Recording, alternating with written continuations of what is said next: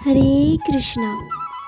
এই ফুল দিয়ে যদি আপনি মা লক্ষ্মীর আরাধনা করেন তাহলে আপনার বাড়িতে সর্বদা মা লক্ষ্মী বিরাজমান থাকবে, মা লক্ষ্মী সর্বদা বাড়িতে থাকবে।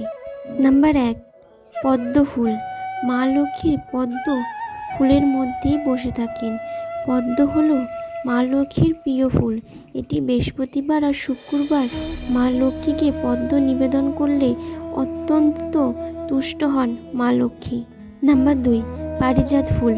এই ফুল যেখানে থাকে সেখানে চারিপাশে সুগন্ধই ভরে রাখে।